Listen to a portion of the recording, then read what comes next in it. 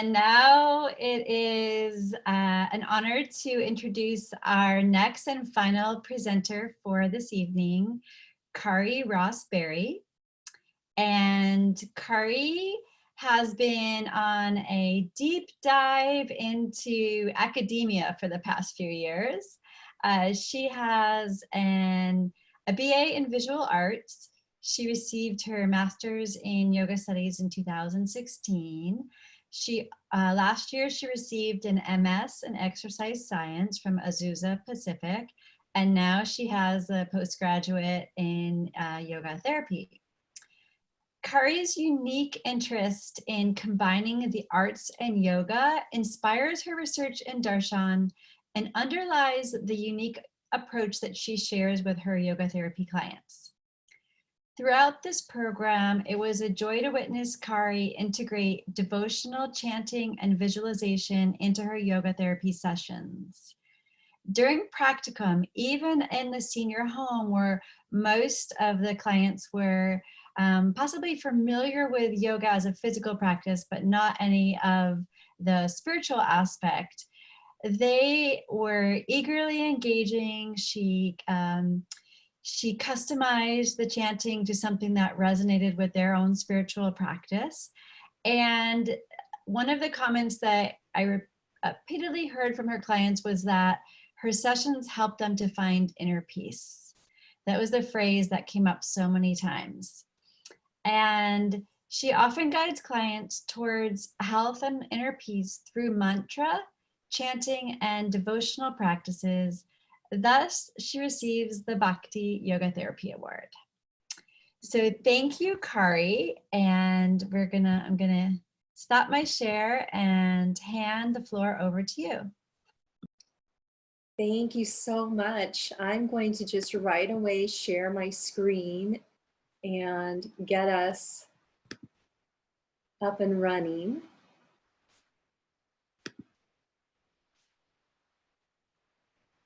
Here, and so throughout my studies at Loyola Marymount, I actually found this yesterday morning. I found the first paper I wrote at Loyola Marymount, and it was on the Nad Bindu Upanishad.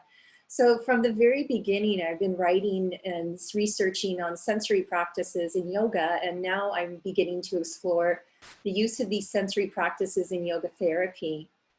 And this interest came out of my own personal healing and self-transformation through the practices of yoga, having recovered from more than 30 years of depression through the practice of yoga, and actually being quite shocked to find myself no longer depressed, because that's not why I was practicing yoga.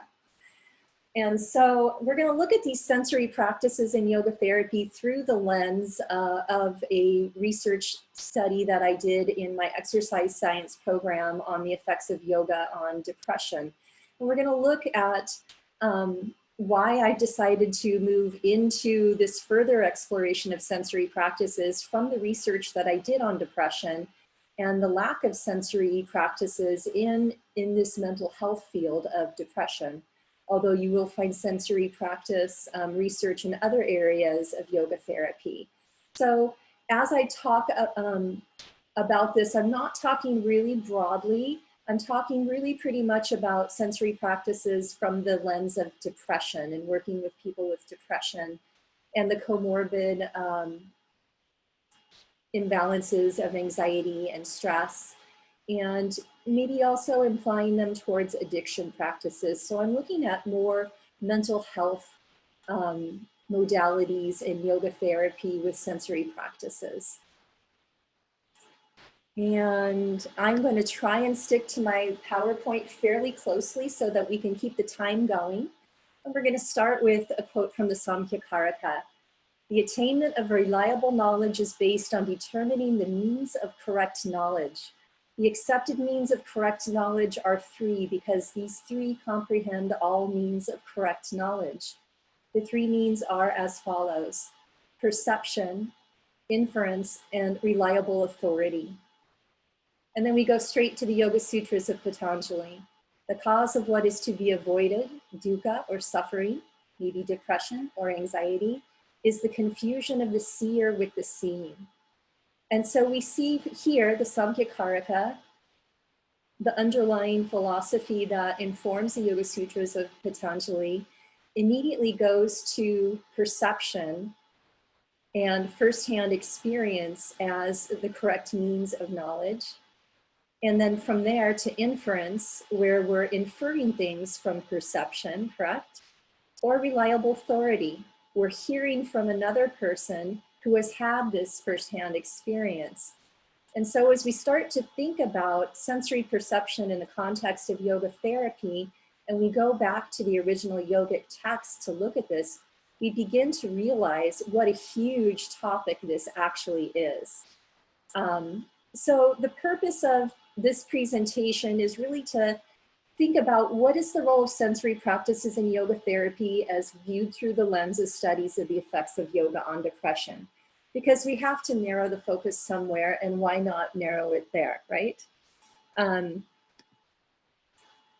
Going on to speak about yoga therapy, we talk about the different states of consciousness that are put forth, waking, dreaming, and sleeping, and we think about sensory perception. And we're going to get more in depth on what I'm talking about exactly, but I mean, let's think about, you know, our sense of taste, our sense of smell, our vision, our sense of hearing, the sense of touch, and where do these fit within the states of consciousness? Within waking, we propel our body through space, through sense of perception that keeps us in balance. Our eyes tell us where we're going. We may have a sense of space through the sound sense. And in dreaming, our mind is mimicking these sensory perceptions, even though we're not directly experiencing them at the time. When we go to the state of deep sleep, that is the point where we're not engaging with perception. And this is also the state of consciousness that is really related to higher forms of yoga and going beyond into Kaivalya or moksha. So it's not really what we're talking about when we're talking about yoga therapy. In yoga therapy, we may be talking more about the waking sleep and certainly about the dreaming sleep if we're using modalities of yoga nidra, where we're walking somebody through a process and we're having them sense parts of their bodies, or perhaps walking them through practices that they're trying to accustom themselves with through visualizations. That would be more akin to the dreaming state. And as we talk about sensory perception and the yoga therapy disease model, we also begin to look at the koshas. Because when we work with clients in yoga therapy, we tend to look at them through the lens of the koshas so we can see where it is that we can be most helpful to them. And looking at the stages of the yoga therapy disease model, we also see that sensory perception runs from the organic, where we may have physical maladies or physical sensations in the body. The somatic is found in the pranamaya and annamaya koshas. And then as we rise up into the psychosomatic, manomaya and pranamaya kosha, and psychic, perhaps the origin of even structural problems may come from psychic if we're talking about things like repetitive motion, repetitive motion injuries, or if we're talking about imbalances such as depression, anxiety, stress. We definitely need to consider all four stages once they become organic in the body and the depression is felt and the body is no longer functioning in a normal sense because of the heaviness of the sensation of yoga or of depression. Then we've gone really far into the imbalance of depression itself. Let's look at a few useful definitions before we go further into this. So Budendriyas, the sense capacities, hearing, feeling, seeing, tasting, and smelling, which we find in the Samkhya-Karika, which we're going to look at in just a second, because I want to be really clear about what we're talking about from a yoga therapeutic perspective. We're not talking about the senses from the Western definitions. And you'll see down below, we've got the 5 senses of sound, sight, touch, taste, and smell. all part of exteroception or responsiveness or sensitivity to stimuli from outside of the body. Within the yogic definitions, we look at pratyahara, the awareness of and mastery over the sense capacities. As we go on through this presentation, I'm going to talk about the effects of yoga through depression to frame my trip to India that I went to this December, where I visited Cited and Kavalyadam. And I went there with this question in my mind. In Indian yoga therapy, what are the sensory practices that are being utilized that may be useful here in the West? And so when I went to India, I was very specifically looking at sensory practices. And both Dr. Bhavanani and Dr. Ganesh Rao, who I was very gifted to hear speak on pratyahara, described pratyahara very masterfully, in the sense that in a way that I hadn't heard in the West, or maybe I hadn't taken in. But at any rate, the way that they describe pratyahara is a deep and abiding understanding of the sensory function and the removal of the mind from habitual reactions to the sensory uptake, rather than blocking sensory uptake out. In the Yoga Sutras, we find pratyahara in the 8 limbs of yoga. And here we have Professor Chappell's translations of the Yoga Sutras of Patanjali, shlokas 2.54 and 2.55. The senses follow the course of the mind. When the mind withdraws from sensory activity, the senses also withdraw. Then arises utmost command of the senses.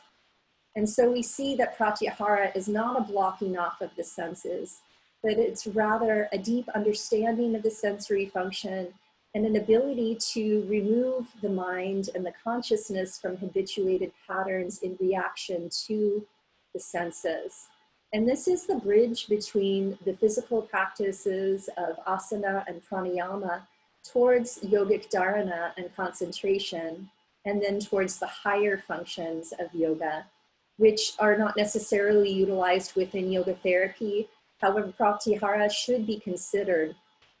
Oftentimes we see here in the West teachers who, and yoga therapists who work with the yamas, the niyamas, and asana and pranayama, and then they jump to vipassana. And I think that there needs to be further exploration of pratyahara here in the West.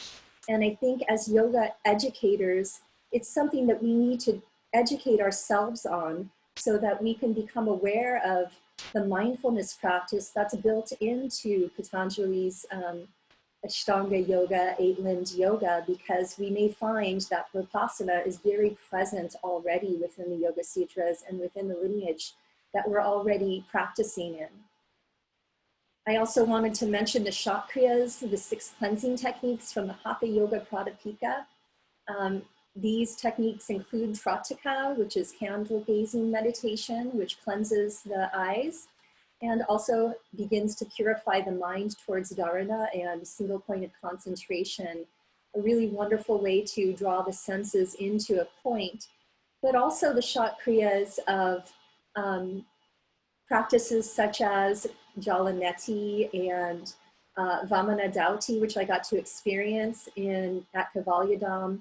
And the sensory awareness that they brought into the practices like pranayama and asana that I performed afterwards was profound compared to not practicing the Chakra before. So even the Chakra can be seen as related to sensory uptake for the yogi and getting to know the tool of the yogi, their own body, their own consciousness. And going into the Western definitions that we see in some of the studies, interoception, sense of the internal state of the body, conscious and unconscious. There's quite a bit of yoga therapy research in this area. The only interoception that I was able to find in the field of depression was largely through yoga nidra and the directing of the mind to interoception and to experience different sensation in the body through yoga nidra. Exteroception, responsiveness or sensitivity to stimuli coming from outside of the body. And so we see here in the West, it's very trendy, all of this sound healing, etc. But if we ground into the Hatha yoga practices, we find that there are a lot of pranayama practices with vocalization, where the sound is coming from the inside of one's own body into the space around them, re-entering their ear. The vibratory sensations are being created within their own body. And so it's an empowerment of the individual to experience their own being through the sense of sound that is self-created. And then we have proprioception, the sense of movement and body position, which we see a lot in our physical asana and our pranayama, which I really just love. I grew up in a ballet company, and so proprioception and this sense of movement and body position has been with me my whole life. And in all honesty, as I get further and further into my yoga, personal yoga practice, and into sharing yoga through yoga therapy and helping others to balance their mind-body dispositions, this sense of movement and body position can be used very efficaciously in drawing joy to the individual and to grounding and centering an individual in many different ways. Okay, so the basis of all of this and sensory perception within the yoga pantheon is Samkhyakaraka. And I'm going to go through this really quick. I think most of you already know a lot of this, but we start on the left side. So we're looking at Purusha, pure consciousness, correct? No sensory perception going on here. However, here's the seed of desire to experience. And there we have Prakriti and the whole manifestation of the universe. Sensory experience throughout, right? So in Prakriti, we see the primal nature, we see the gunas, we see sattva, rajas, and tamas. This is the turning of the mind, the turning of the universe, this constant movement between sattva, the lightness of air, of space and air, rajas, the movement of fire and water, and tamas, the heaviness and the inertia of the water and the earth, constant in every molecule, turning the universe. And from there we go down into buddhi, we go into our intellect or will, the bhavas, the becoming, the path back through Prakriti to Purusha if we're looking at yoga. And then ahamkara or ego. Really, we talk a lot about compliance in yoga therapy, and here's what we're talking about, ahamkara and ego, right? And so we're talking about this sense of aversion and attraction, and oh, that feels good, and that doesn't feel good, and oh, I like that, and I don't like this, and this labeling of good, bad, and other, that creates obstacles in our path to our own healing and balancing in yoga therapy, and if we talk about yoga in our path to liberation. And from there, we go to manas, or the computing mind. And the computing mind is the mind that's organizing all of this information that's coming through the 5 Buddhindriyas. And as we look across, we see the 5 Buddhindriyas, or the sense capacities. And next to that, we move to the Karmendriyas, or the action capacities, those things that propel us through space and that draw nourishment into our body and give us an experience of the universe around us. And then the 5 tanmatras, the subtle elements of sound, touch, form, taste, and smell. These are the things that we're bringing into ourselves. That's that sense of exterioception that's coming from the outside, or maybe from the inside, if we're talking about the unstruck sound of Nad yoga, of our heart and that inner vibratory nature. And then the exterior nature of the gross elements, the 5 Mahabhutas, space, wind, fire, water, and earth, the same elements outside of us as the 5 elements that are within us. And we can see clearly the pathway of the Buddhindriya, or the sensory capacities, aligning through speaking. So let's go through this: hearing, speaking, sound, space. So let's start to think about yoga nidra. And let's think about the next level: feeling, grasping, touching, wind.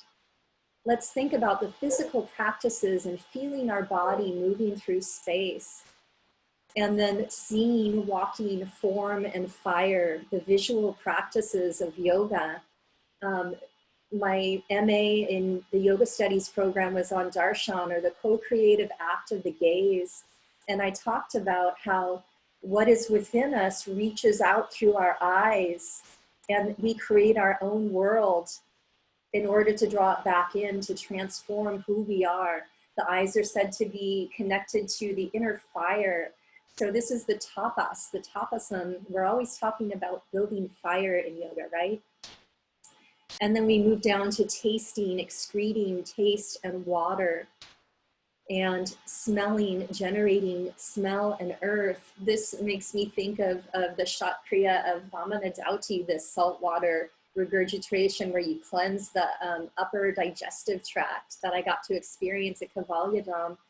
And it made me realize that, you know, I'm not just cleaning my stomach, my esophagus, and my mouth of phlegm. I'm actually cleaning this pathway of earth, smell, the generation, and all of that is all within here, right? So if we're thinking about, you know, the nose as a sensory organ, it's connected to everything that's being cleared out through Jala Neti, right?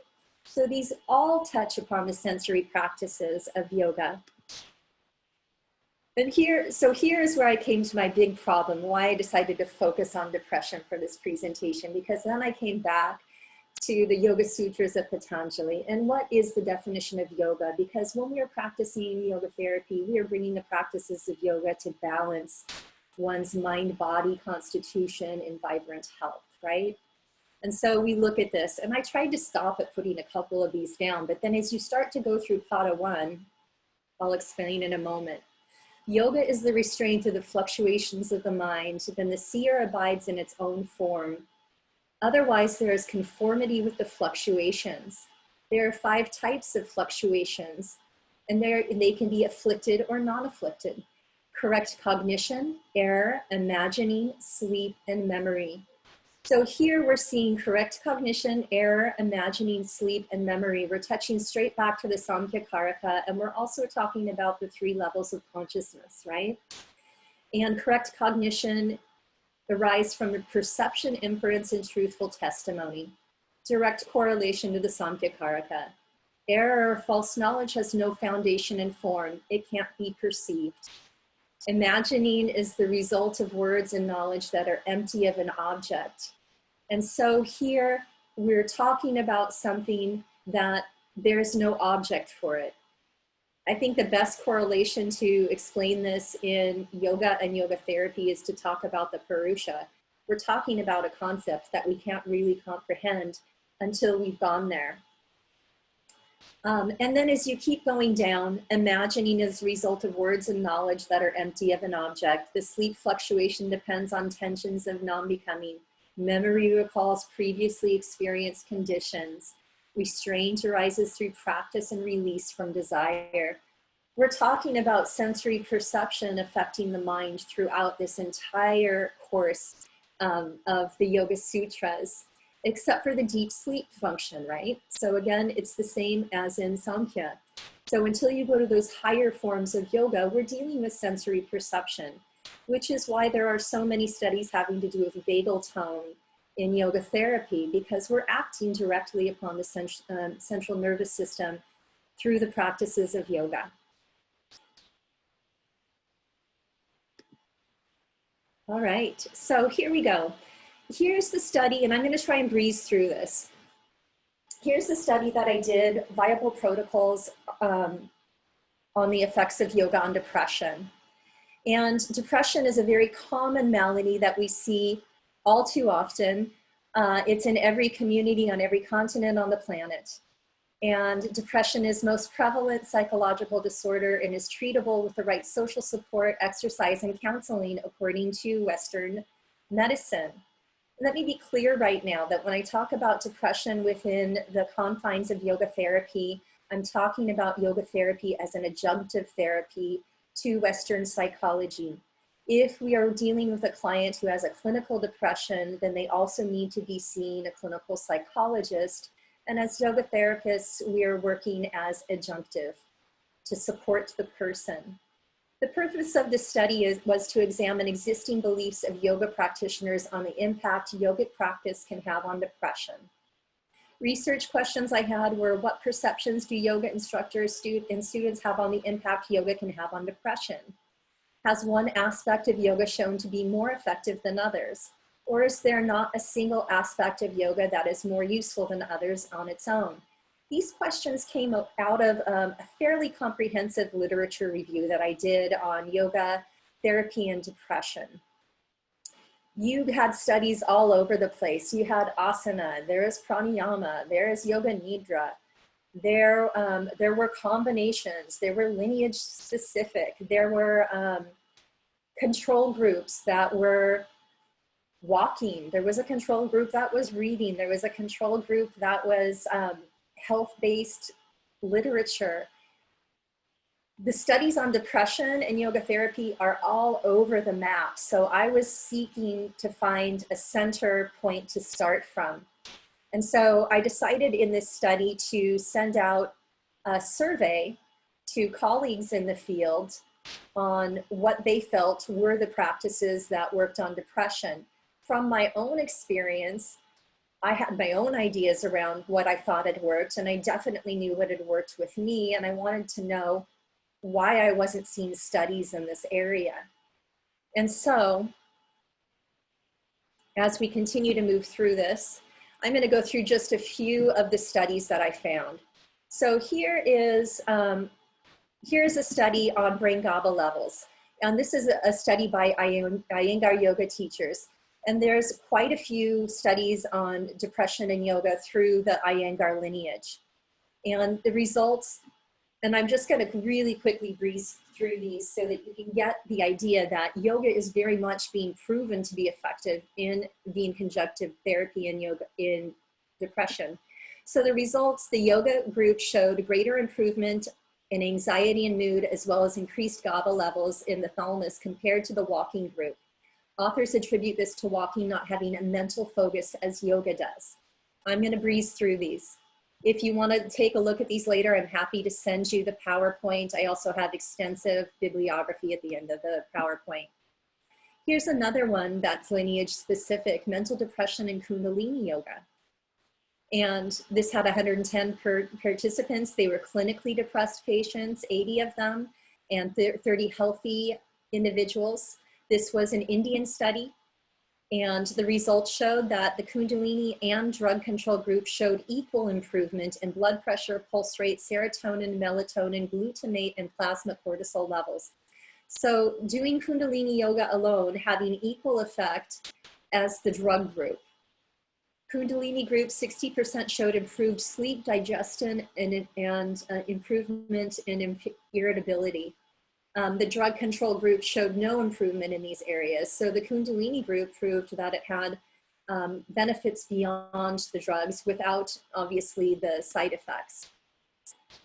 Here's another study to look at. And this was also in India, and it was yoga being compared against electroshock therapy, and then a third group that was getting antidepressants. And there were 45, and these were inpatients at the National Institute of Mental Health and Neurosciences in Bangalore, India. And the results showed that remission, and I'm talking not reduction, I'm talking remission of depression score rates at the end of the trial for the electroshock therapy was 93%, the antidepressant was 73%, and this was Sudarshan Kriya Yoga, which is pranayama, so this is a pranayama practice, 67% remission of depression. And so we can see that the Western medical practices had a far higher effect, but we can see that the Sudarshan Kriya Yoga, which again was pranayama practices, held its own against the antidepressant. So we're seeing across the board that yes, yoga is very effective against depression. Here I've included an iRest meditation study on older adults with depression symptoms. And this was a smaller pilot study of 30 people done in Northern California. And here the results showed reductions at the end of 6 weeks. So I rest meditation is yoga nidra. This is guided meditation. It's not an asana practice. It's not a pranayama practice. And we're seeing the I rest group showed a 22% reduction in depression symptoms as compared to the vacation group, which had a 16% reduction in depression symptoms. This is listening to guided meditation every day. And so this is activating the sensory awareness of the mind without the body actually physically moving through space or feeling the sensations with actual 5 senses. Sorry, I'm rushing through this. So my methodology in this, I had the study approved through my professor, and I had my IRB approval. My participants were active practitioners of yoga or physical educators that I surveyed. And I did a mixed methods research design, asking qualitative and quantitative questions. And I did qualitative content analysis. And that was the bulk of the survey.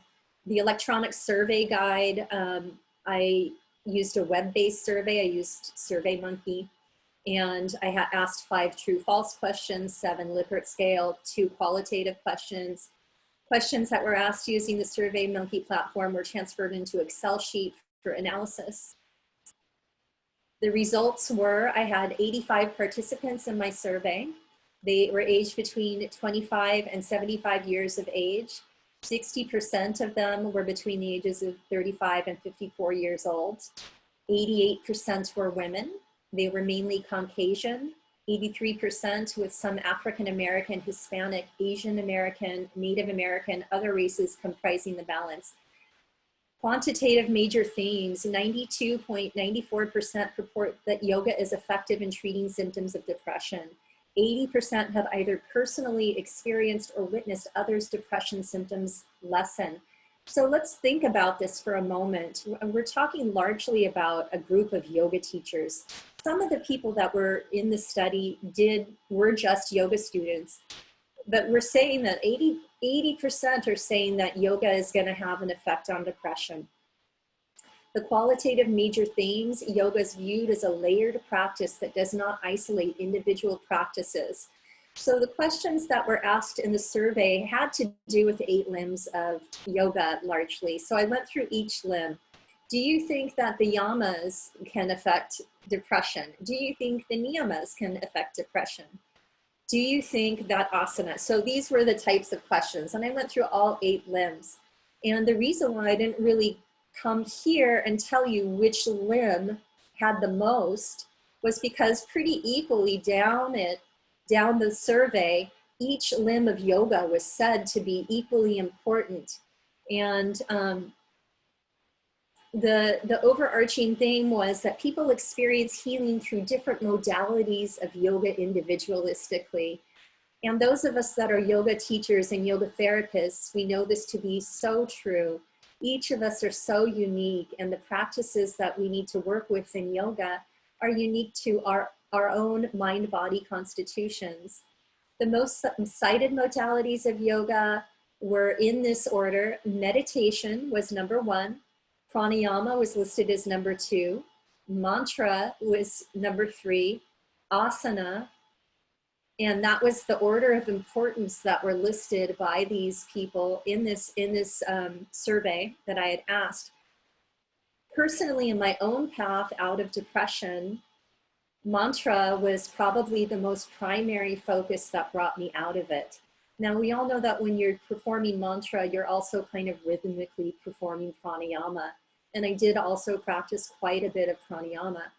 So personally, I found it, and I was kind of shocked to find that others also felt that these were the important practices. And I was kind of shocked to find that asana was listed number 4 amongst this, because from the Western medical perspective, yoga is often really seen as just a physical practice and can be easily lumped into, oh, exercise is good for depression, right?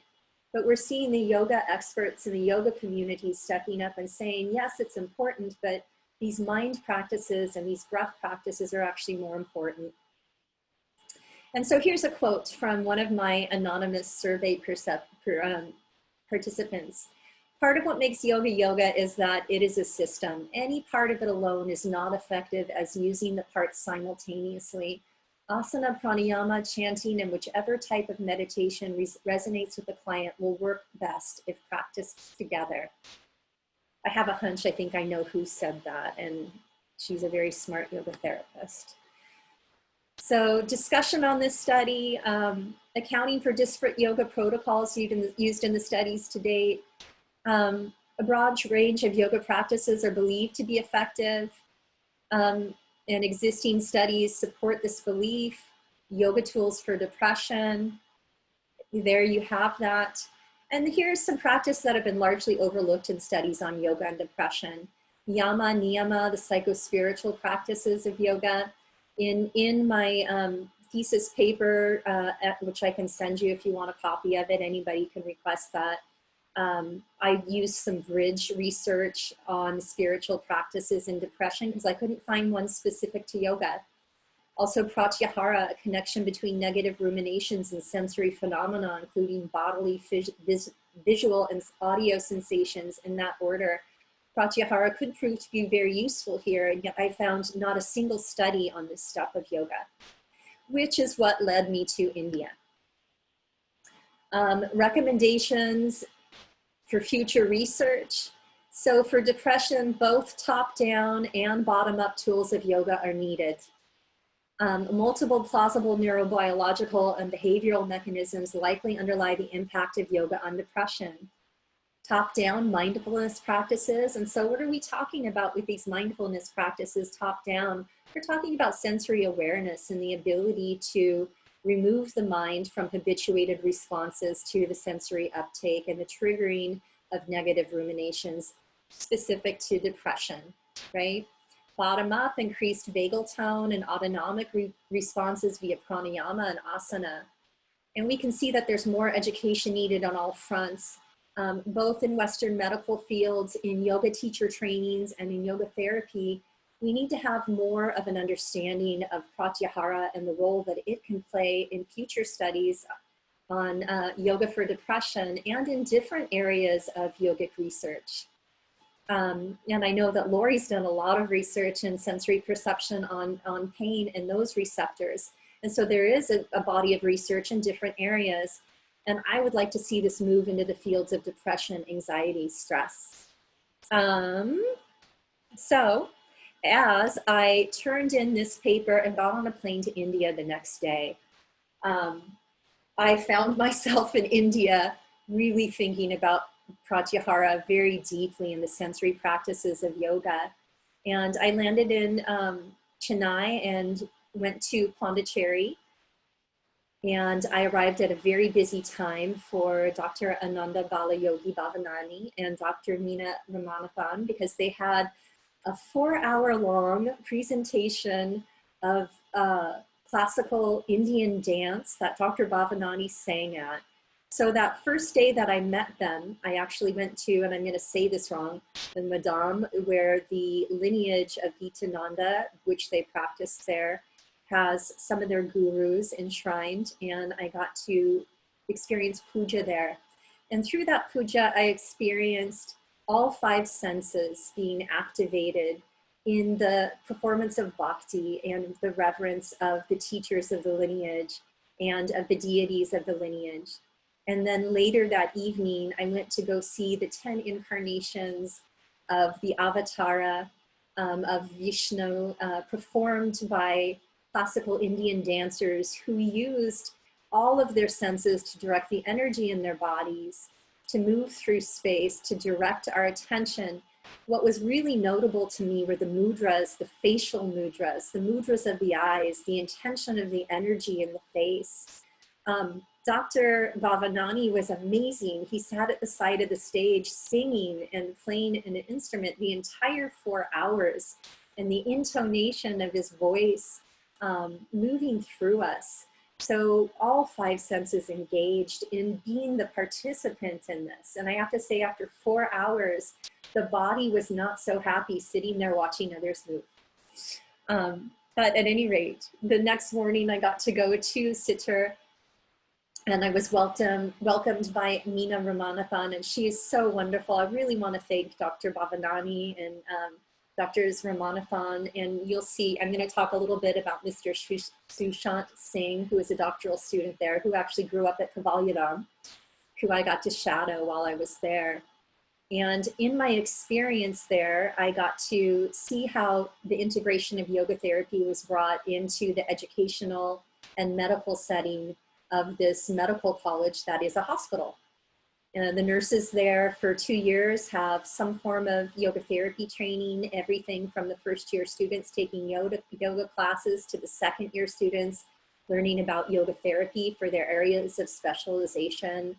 I got to sit through lectures on pranayama. I heard a really phenomenal lecture from Dr. Bhavanani that I wish I had recorded because it was so powerful.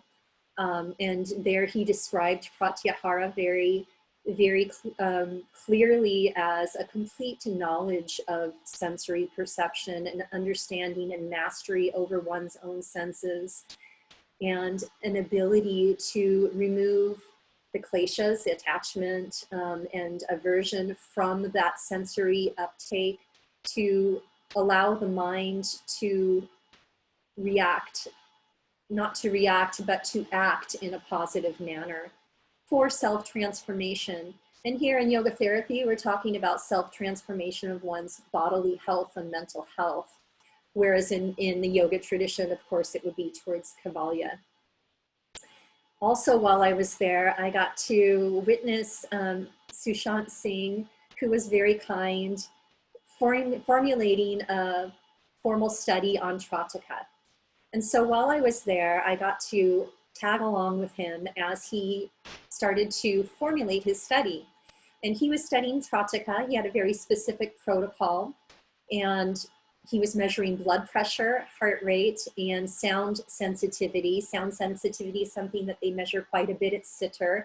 So we're very obviously measuring central nervous system response, as well as through the heart rate and the blood pressure. And the first day that I was there, I was witnessing him performing the study on a group of 4 people. And he measured the heart rate, the blood pressure, and the sound response, and then he delivered Pradipika, and then he measured it again.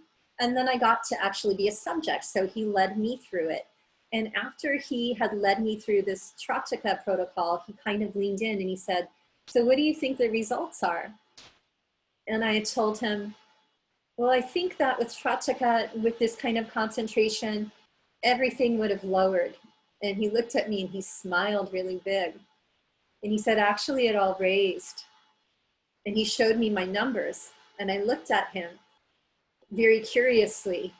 And then he leaned in and he said, do you want to do some Brahmari breath and we'll measure it again? And I said, okay. So he led me through a practice of Brahmari breath. Very traditional Hatha yoga in the Kavalyadam lineage, the way that he taught it. And I was really shocked. So my blood pressure had raised 10 points with the Pradipika. I have traditionally pretty low blood pressure. Although it was raised, I was still having jet lag. And after the Brahmari breath, the same lowered 30 points. And so we're seeing these sensory practices of Pradipika and of Brahmari directly within the same half hour, raising and lowering blood pressure and sound reactivity. So it was really fascinating to get to take a part in this. The other thing he told me about the Pradipika study, and he gave me permission to talk about this. I was Facebooking with him this morning, asking him if I could do this, and he is going forward with a formal study on this, but he's only halfway through it because COVID came up. But what he had been finding at the time that I was working with him while he was formulating his procedures was that people with low blood pressure and heart rate, the Pradipika practice was raising to a middle range. And people with high blood pressure and heart rate, the Pradipika practice was lowering to a mid range. So everyone that he had asked that was a yoga teacher and a yoga therapist believed that it was simply going to lower the blood pressure. And he was finding that it was actually bringing everything to a midpoint. So it's really interesting to start thinking about these sensory practices in this manner. And it's important that we start to study them scientifically so we really do have a full understanding of what they do. And that was my big takeaway at Sitter. I also got to go and sit in on patient yoga therapy intakes and sit through yoga therapy sessions. And I was very grateful to have that experience. And then a week later, I found myself at Kavalyadam. And there I was going to attend a Hatha yoga workshop. So I wasn't specifically going to study yoga therapy, but I still had in my back pocket that I was thinking about pratyahara and sense practices. And I did get a chance to speak to someone while I was there. And I want to give a big thanks to Dr. Ganesh Rao, who masterfully, within 6 days, condensed 6 Hatha yoga texts, compared all of the practices, compared all of the different aspects of yoga that were contained in those texts, led us through all of the pranayamas, led us through all of the asanas, led us through some of the Chakriyas. Really a feat that I don't know there are very many people that could accomplish on this planet. And Amit Sharma, who was our coordinator, and Dr. Prasida Menon, who's one of the researchers at Kavalyadam, who happened to be in my Hatha yoga workshop and who I got to speak to and talk to about procedures there at Kavalyadam. And so during the course of this week, the thing that really captured my attention was the Chatkriya. So the 2 Chatkriya that I was able to participate in fully because of my latex allergy, I wasn't doing the threading and the tubes down the throat, were the saltwater practices. So I did Jalaneti every day, and I did Vamana Dauti, I want to say 3 times during the six days. And we would always do the Chatkriya, and then we would go up and we do 45 minutes to an hour of pranayama.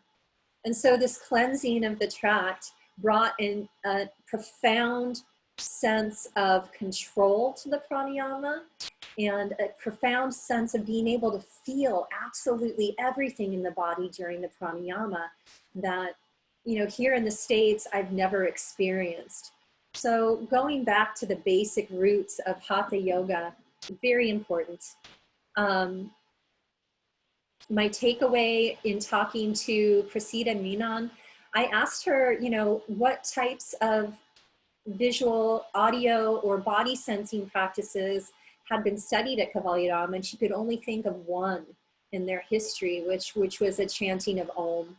And I believe it was by Dr. Bogle, if I'm remembering correctly. And she talked to me about the procedure there, where everything that they research comes from a Hatha yoga text.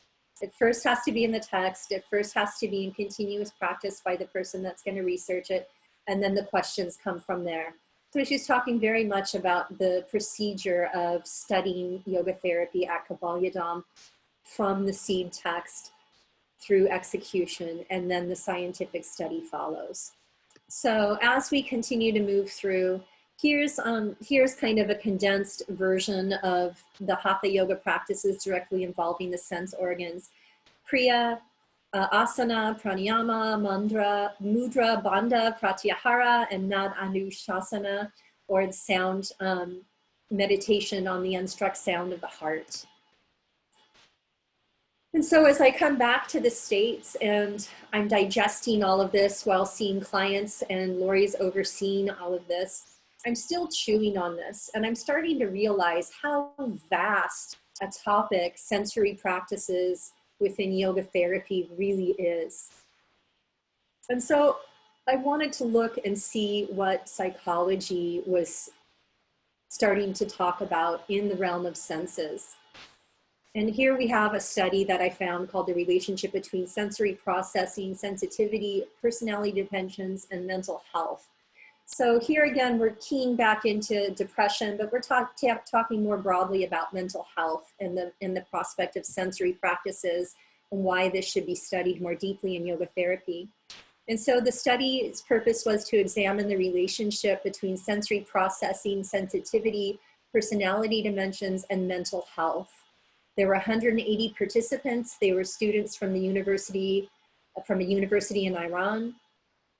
The participants were asked to complete highly sensitive person scale, the NEO 5-factor inventory, and general health questionnaire. And these were the findings. And so this is a Western medical study on sensory perception and mental health. And so ease of excitation, so someone whose sensory excitation is very easily activated, positively correlated to neuroticism, mental health, physical problems, anxiety disorder, social functioning, and depression. Negatively related to extroversion. Aesthetics sensitivity, positively related to neuroticism, openness to experience, conscientiousness, and anxiety.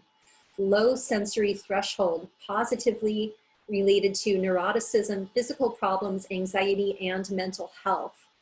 So the results showed that sensory processing sensitivity can explain considerable variances of personality traits and mental health. Sensory processing sensitivity is here proven to be a valuable tool in understanding mental health. This is not something that has been studied for a long time in psychology. There are those that have been studying somatic experiencing, interoception, but it's fairly new on the scene. And yoga therapy should be working in conjunction with these studies, because yoga is so much about sensory perception, right? And our ability to control and regulate our reactions to that. And so here's a study that came out last year, the importance of sensory processing in mental health, a proposed addition to the research domain criteria, the RDoC, and suggestions for RDoC 2.0. So what is the RDoC? This is a research, this is through the National Institute of Mental Health. It's a research platform for psychology. So we have the DSM, which is a diagnostic tool in mental health where mental health practitioners use this to diagnose mental health issues. This is more of a platform for research. And the purpose of this study was to propose inclusion of sensory processing to the already existing categories of positive and negative valence, cognitive systems, social processes, arousal and regulatory systems, and sensory motor systems, which was just recently added. The last one, sensory motor systems, just recently added. The problem that they addressed with this paper was that there are two missing classes of sensory symptoms that are widely defined as: one, sensory processing, including sensory sensitivity and active sensing, and two, domains of perceptual signaling, including interoception and proprioception. This all sounds like yoga, right? These symptoms are present in a wide range of mental health disorders and would prove useful in understanding psychopathology. So this was brought out last year. The application, RDoC, is utilized for research purposes and is produced by the National Institute of Mental Health. The addition of these sensory features to the RDoC matrix is important for understanding a range of mental health disorders. So we see Western medicine is moving into this field of research, and yoga therapy should be there right alongside this Western research on sensory perception. There is a place here for yoga therapy to work alongside. So in conclusion, I asked, what is the role of sensory practices in yoga therapy as viewed through the lens of studies on the effects of yoga on depression? Here we see that sensory perception rises through all levels of the koshas, rises through all levels of consciousness that are described in yogic texts, until you get to Nirbija Samadhi. So until you get to Kaivalya and Moksha, you're dealing with senses and sensory perceptions or memories of senses that are arising within the mind. My conclusion, of course, there's little research on yoga and depression that focuses directly on the sensory practices of yoga, including pratyahara. And so this is a call to arms here, rather than a solution that I'm offering. As the mental health procession begins to include sensory motor systems and potentially sensory perception into the RDoC categories for research, yoga therapy has much to offer and should come alongside and support. And I wanted to share with you a beautiful quote from the Yoga Vashista in conclusion. If you want to close your eyes while I read this to you and block off some of your sensory perception and tune into the audio, you can. And so the Yoga Vashista says, for the wise person, the body serves as a vehicle that can transport him swiftly in this world, and it is known as a chariot for attaining liberation and unending enjoyment. Since the body affords the wise person the experience of sound, sight, taste, touch, and smell, as well as prosperity and friendship, it brings him gain. Even though the body exposes one to a whole string of painful and joyous activities, the omniscient sage can patiently bear all experiences. The wise person reigns free from feverish unhappiness over the city known as the body, even as Vasava, the god Indra, dwells in his city, free from distress.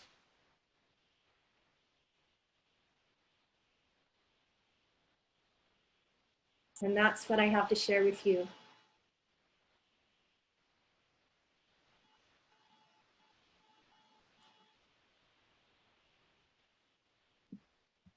Thank you, Kari. Oh, go ahead, go ahead.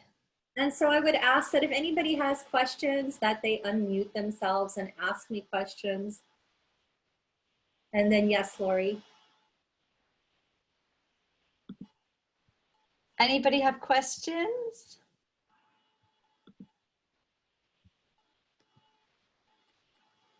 No question. Yeah, I do have a question. I'm wondering, Carrie, how are you translating this into your work with clients? So when I work with clients, I'm currently working with a client who has depression, and I'm helping her to find her own empowerment that she's not seeking outside of herself. And so how do I do that? I have her working with a personal yoga practice that's about 10 minutes long in the morning, and I have her standing and I have her chanting and going through half sun salutations, basically bowing in each of the 4 directions, and she's chosen the mantra Om Shanti. And so she's chanting Om Shanti as she exhales into her forward fold, and she's chanting to all 4 directions. And then I have her working with Kapalabhati breath to start to really get that fire within her going, to start to move some of that tamas of depression out of her body, and to give her that felt sense of empowerment that Kapalabhati gives us. And at the same time clears the mind of the chitta vrittis through the Kapalabhati practice. She's really loving it. And then at the end of the Kapalabhati practice, she's doing a gap meditation where she's visualizing 2 clouds, and she's fully visualizing them. And then she's going into the gap between them, which is a practice that my teacher gave me when I was suffering from depression. And to me, it's a metaphor for pratyahara, where we're fully engaging our senses in a visualization, and then we're going beyond that visualization into the gap. That sounds great. That's Thank you. With one client. Yeah. Thank you. Other questions? I just thank you, Kari. Is there a question? Comment? Throughout the year, as we've been studying the effects that yoga practices have from a health perspective, so many times we would be studying something and it would either be, everybody would say, oh, well, wait a minute, that sounds a lot like yoga, even though it's seemingly new in medicine, as you're pointing out with this research that you're sharing, the medical science on depression and sensory integration, sensory experience. It's a great doorway open to have those conversations with healthcare practitioners who won't necessarily know. They may oftentimes pigeonhole yoga as it's a physical practice, or they might know it as, yes, it can help with interoception. Like they have a little bit of knowledge, but when there's this opening, and I would highly encourage you to write a paper on this topic, because if they can recognize that the practices that we can offer as yoga therapists and yoga teachers have benefits that they're just starting to understand from the mental health Western perspective, it could have more possibility for a partnership. It's just basically translating the language, right? It's really what that is. Yeah, and also just kind of to build on that, you know, as I was first researching the effects of yoga on depression and looking at all of these crazy studies that seem to have some similarities and a lot of dissimilarities, when I came to the end of putting together this presentation, I realized that really the thread of similarity through all of those lineages and through all of the different practices of yoga is the sensory perception. And yet it's not being talked about in most of these studies. And so even though we know it's present as yoga teachers and yoga therapists and practitioners, it's not being talked about as part of the research. And yet it's the only thing that's constant through all of this, that's, you know, that we can infer as constant. I liked your point. I think it was the study from Iran that I particularly find very interesting, that they're finding a correlation to sensory integration, which I know has been in studies in autism for a while. But correlating that with, was it depression or mental health in general? It was mental health in general, but depression was listed on every single, depression and anxiety were, and their comorbid were listed on every single level. Great, thank you. Yeah. Other questions or comments? I think if there are no more questions or comments, thank you, Kari, thank you. I think I'd like to turn it over to either Dr. Chappell or Dr. Khalsa. If you'd like to speak to help wrap us up.